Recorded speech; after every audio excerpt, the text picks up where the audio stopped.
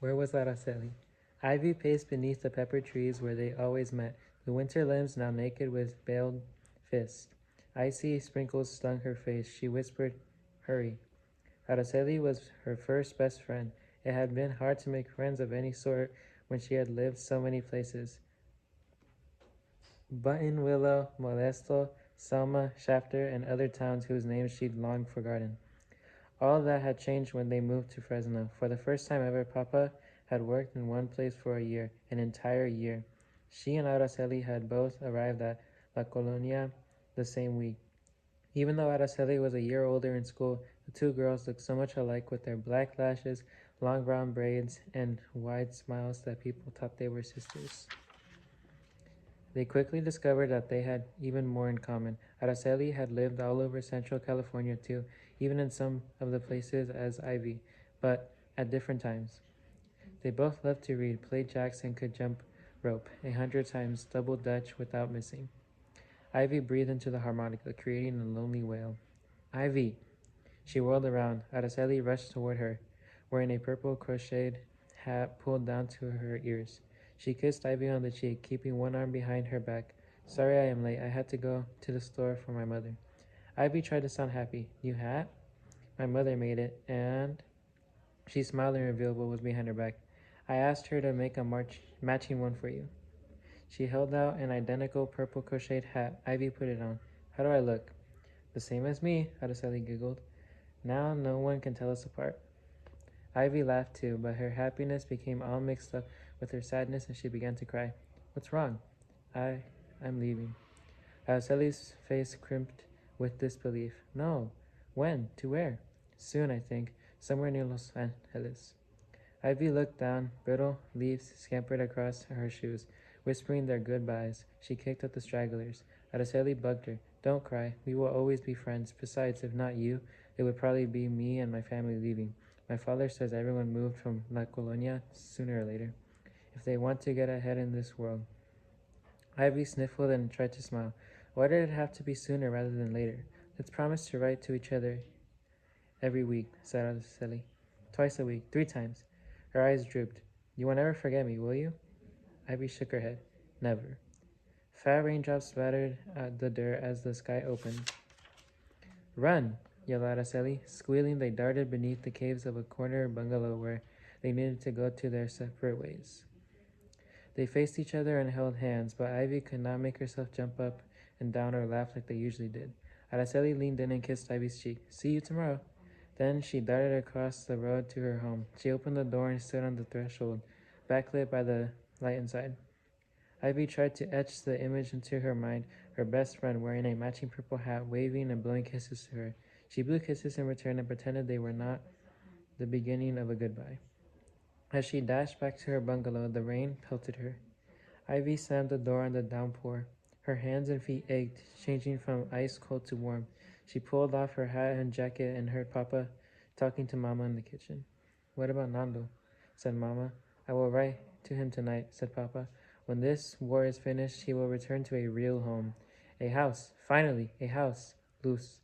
We cannot dismiss the opportunity. I am sorry we must leave at once. Ivy frowned and stepped into the kitchen. When? Mama looked at Ivy, her eyes apologizing. In the morning. Ivy stiffened. The morning? But what about my friends and Miss Delgado?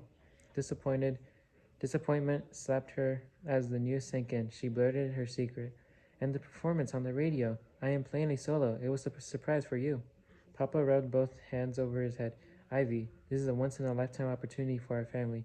There will be other chances for you to perform, maybe at your new school. He held out his arms to her as if pleading for her to understand. Ivy's eyes smarted and she blinked back tears. She was sure Fernando were here and he had a basketball game. Papa would wait until after to leave. As much as Ivy wanted to speak her mind, she held back. Mama would think it was improper to use Fernando as an example when he was away fighting a war, and Papa was Papa. When he said it was time to leave, they left.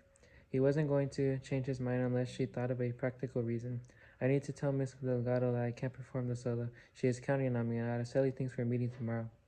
Mama's eyes filled with regret, but her voice was firm. It cannot be helped. Guillermo and Bertina had to leave the farm. All of Bertina's brothers were at war, and her father took ill. They had to move to Texas to help her family. We cannot leave the property unattended much longer, so you need to understand the urgency. You can write to Mr. Delgado and Araceli notes, and we can drop them off at the post office on our way out.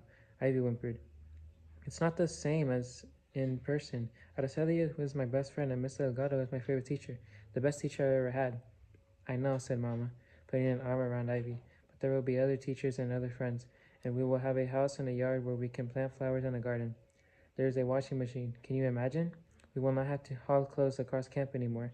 I will take over Bertina's job helping a neighbor with laundry. It is all arranged. And I will be in charge of 60 acres, said Papa. He held up the envelope. We are fortunate that Guillermo recommended me. Very fortunate. Ivy stared at Papa, feeling numb. Ivy, is there a possibility that the situation will be permanent? Said Papa. It is what we've always wanted. You will go to a new school, a better school, with fine teachers, and the weather cannot be compared. I promise you everything will be better. I was going to play a solo. I've been practicing and practicing. Papa threw out his arms. Ivy, there are far more serious matters at hand than this indulgence of yours. Papa's words stabbed her. Why did he think so little of her harmonica playing? And why, for once, couldn't he change his mind? Ivy stared at the floor and bit her lip to keep from crying. In La Colonia, she had finally belonged to Araceli and to Mr. Delgado, to her neighbors. None of them thought her frivolous or indulgent, or now all that mattering was being cast aside like rubbish on the road. And for what? Would this move really be different from the rest? Up aside. Ivy, do you expect us to stay here for 6 more days when there are trees to be watered and a house waiting for us, and the chance at a permanent situation just so you can play a 2-minute song on the harmonica? Her thoughts swirled. She knew how she wanted to answer, but then she remembered the promise she had made to Fernando to be a good little soldier and help Mama and Papa while he was away. And that mean doing anything to make Mama and Papa happy, even if it made her unhappy? No, she whispered. Mama and I need to talk to my bosses and say some goodbyes. We'll be back in 1 hour to pack our things. He patted her shoulder before they left.